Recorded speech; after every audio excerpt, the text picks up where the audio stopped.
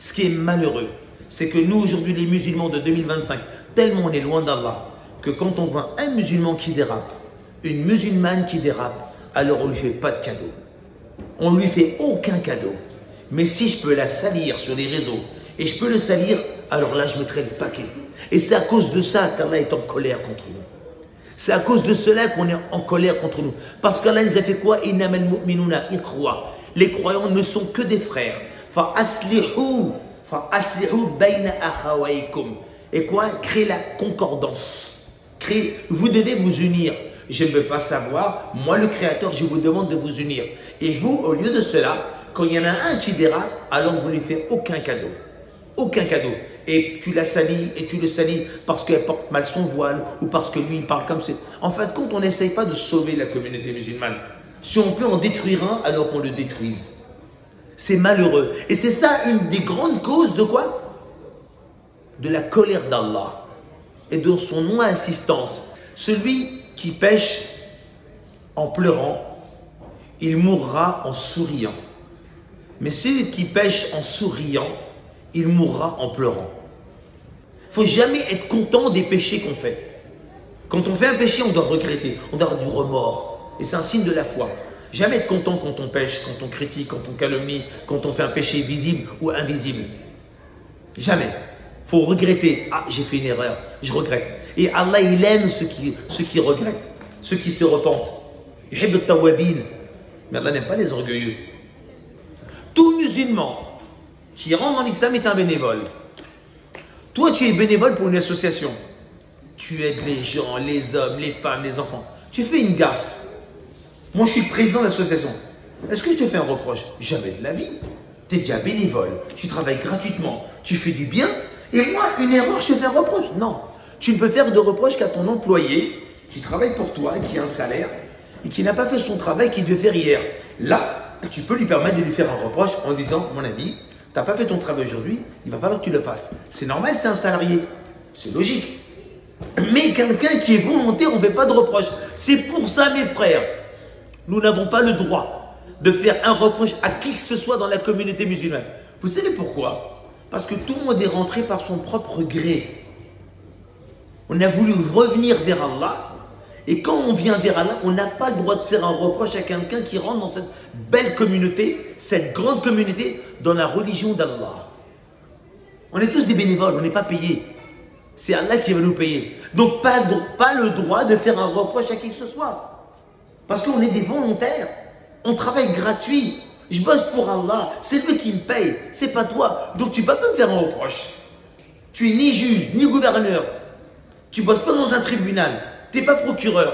C'est pour ça qu'on ne peut pas faire un seul reproche à un musulman. On ne peut pas.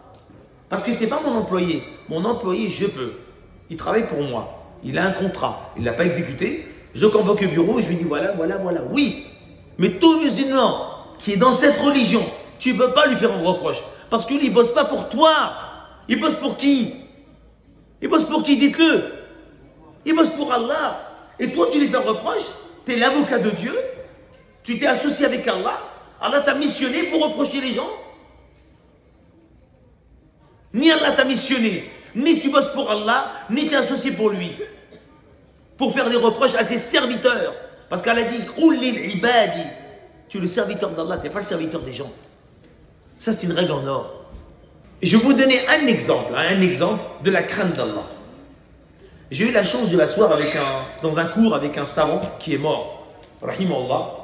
Un des plus grands savants, vous n'étiez pas en France, ou peut-être vous étiez jeune, mais il n'est pas connu, c'est les années 80, il s'appelle Mohamed Hamidallah. Il a fait la traduction du Coran. J'ai eu la chance, c'était à Paris, je me suis assis. Il a donné un exemple spectaculaire. Il a dit, c'est quoi la crainte d'Allah? Il a dit, écoutez bien, une personne va à la poste, elle prend une enveloppe, elle met sa lettre dedans, elle ferme l'enveloppe. Elle achète un timbre à 1,50 €. Suivez-moi. D'accord? Elle colle le timbre sur l'enveloppe. Elle met, écoutez bien, l'enveloppe dans la boîte aux lettres. C'est clair. Ensuite, la poste travaille pour acheminer cette lettre au destinataire. Vous me suivez? Le destinataire reçoit la lettre. Mais il voit que le timbre n'a pas été estampillé. Le timbre, la poste a oublié d'estampiller le timbre. Celui qui reçoit la lettre, il dit tiens, il la récupère, il la lit, il dit tiens, le timbre est encore bon puisqu'il n'a pas été estampillé. Qu'est-ce qu'il fait? Il met au-dessus de la vapeur, il décolle le timbre, il l'utilise pour envoyer un courrier à sa maman, il prend et il met dans la boîte de lettres. C'est du vol. C'est ça la crainte d'Allah. Pourquoi c'est du vol? Parce que la poste, elle a travaillé, elle a payé des gens, le transport, la voiture, l'essence. Pourquoi? Pour amener cette lettre où? Au destinataire. Donc, est-ce que le travail a été fait? La personne a payé le timbre. Toi, maintenant, tu utilises un timbre que tu n'as jamais payé. Mais c'est du vol. Il a dit, c'est ça la crainte d'Allah. Pour 1,50 €. Si tu utilises ce timbre-là, alors que ce timbre-là, la commission a été payée déjà. Alors imaginez-vous le reste. Je saute dans le métro, la liste elle est longue. Et nous on dit on craint Allah. Mais les gens, hélas, ils regardent. Les gens aujourd'hui, mes frères, ils regardent avec les yeux et ils jugent. Oh, il n'a pas le voile. Oh, il ne vient pas à la mosquée. Mais qu'est-ce que tu connais des gens? Qu'est-ce que tu connais de leur vie? Parce qu'ils ne sont pas habillés comme tu veux ou ils ne viennent pas à l'endroit que tu veux, aïe, ils ont une étiquette. Tu as mis une étiquette. Tu l'as posé l'étiquette. Tu ne peux pas connaître la vie des gens. Et on n'a pas le droit de poser une seule étiquette sur les gens. Oh les croyants, abandonnez toute suspicion. Suspicion vient du mot suspecter. Je fais une enquête. Je suspecte, je suppose que lui, j'en suis sûr que elle, j'en suis sûr que lui. Là, en fait, tu montes un film, tu montes un scénario sur mesure. Et quand tu vois une personne, tu t'imagines et tu montes un scénario. J'en suis sûr que lui, c'est ça. J'en suis sûr que elle, c'est ça. Vous voyez ce que je veux dire? C'est un scénario. Et Allah nous interdit de faire ce scénario. Ashtanibou kathini minad dan.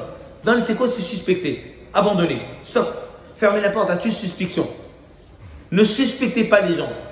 Ne les suspectez pas en pensant, en imaginant qu'ils font ceci. Pourquoi vous les suspectez? À cause de quoi? De ce que vous voyez devant eux. Wala tajassasu. Ne vous espionnez pas. Vous avez vu? Comment tu peux espionner quelqu'un? Tu l'espionnes dès l'instant où tu suspectes. Quand tu ne suspectes pas, tu n'as pas l'intention d'espionner. Alors, tu suspectes et quand il y a un truc qui est suspect, tu vas commencer à espionner. Tu vas voir au voisin, tu vas demander à la voisine, sa fille, tu sais ce qu'elle fait? Son fils, tu sais pas où il va? Et tu sais quoi? Tu es malin. Tu prêches le faux pour connaître le vrai. Tu prêches le faux. Non, non, non, il ne fait pas ça, il va là. Ah. En fait, pour savoir où est ce qu'elle faisait sa fille, tu es obligé de prêcher du faux pour qu'elle te dise la vérité. Parce que si tu demandes la vérité, elle ne te la dira pas. Donc, quand tu veux espionner quelqu'un, tu es obligé de le suspecter. C'est ce qu'elle a dit. Mais pour suspecter, il faut faire un scénario. Wala tajassasu, ne vous suspectez pas. D'accord? Ne vous espionnez pas. D'accord? Wala tajassasu. Wala yakhtab ba'dukum ba'da. Ne vous calomniez pas. Vous avez vu la maladie? On commence par suspecter, espionner, calomnier. Suspecter, écoutez bien, espionner, calomnier. Tu calomnies pas comme ça. D'abord pour calomnier, il faut espionner. Et après, d'abord, il faut quoi? Suspecter. Il faut fermer la porte au suspect. Hasnaddan, bonne pensée. Et là, la suite a fait peur. At-tuhibbu, aimeriez-vous manger la viande de votre frère? C'est ce qu'il a dit Allah. Mayyitan, mort. Vous le détestez. Très bien. On donne un exemple. C'est parti. N'importe qui d'entre nous, il voyage dans le désert.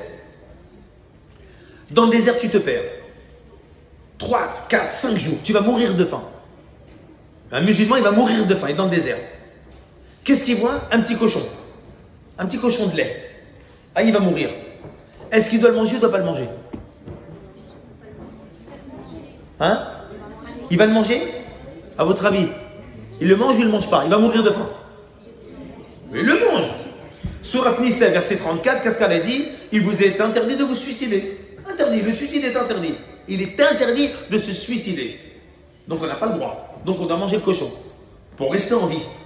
On l'a mangé, ce qu'il fallait pour rester en vie. Ensuite on prend la route, on arrive dans un village. Cochon, c'est terminé. C'est passé, j'oublierai, c'est fini. C'était un épisode de ma vie. C'était le moyen de rester en vie. Tu es obligé de manger le cochon. Parce que tu n'as pas le droit de te suicider. Tu n'as pas le droit. C'est clair. Très bien. Ça, c'est un cochon qui est vivant. Est-ce que toi, tu mangerais un cochon mort qui est gonflé, bleu, avec des vers? Tu le manges? Tu ne peux pas le manger. Tu as le droit de manger un cochon vivant.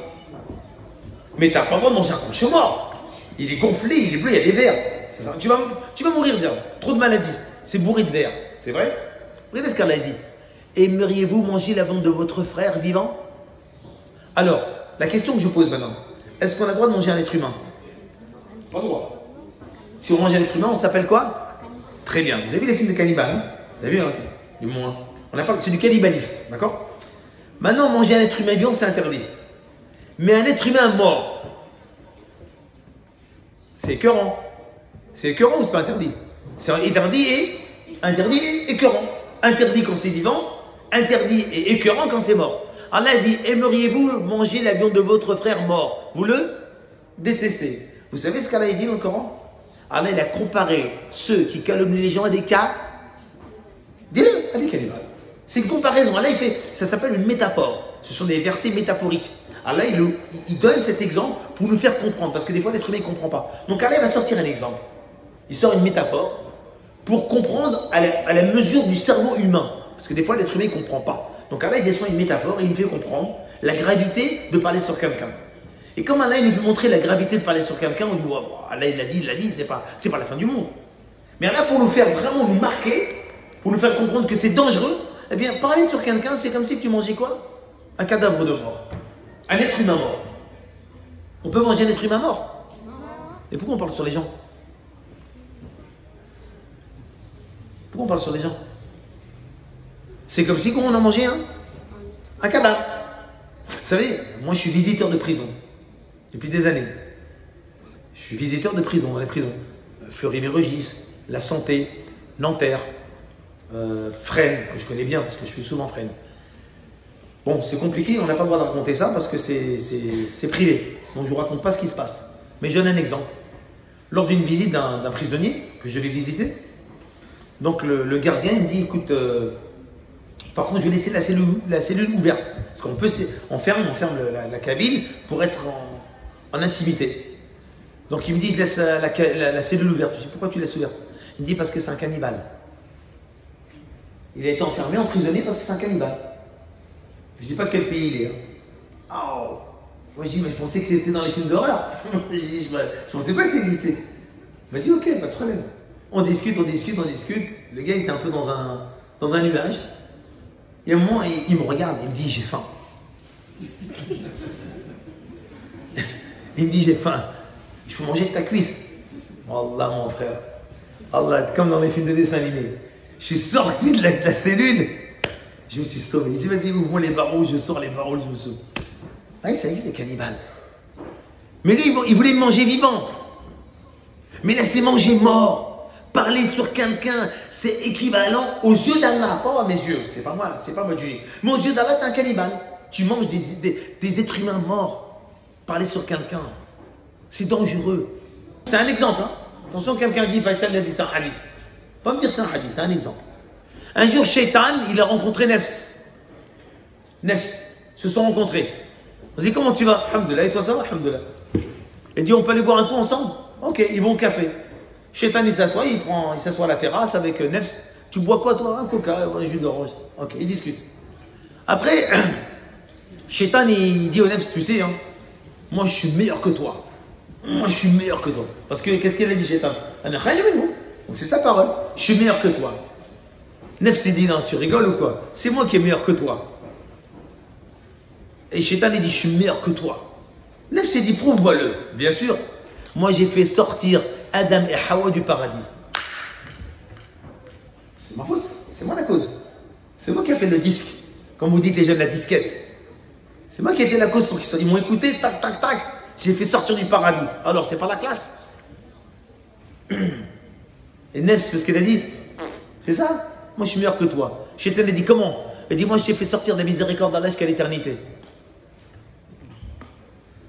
Moi je t'ai fait sortir de la miséricorde d'Allah. C'est à cause de moi que tu es sorti de la miséricorde d'Allah pour l'éternité. C'est à cause de qui? C'est à cause de qui? C'est à cause de qui? Si c'est pas à cause de moi, c'est à cause de qui? Donc moi je suis plus fort que toi. Et bien sûr, pourquoi? Parce que ce sont deux entités. Nef c'est une entité, Shaitan est une entité.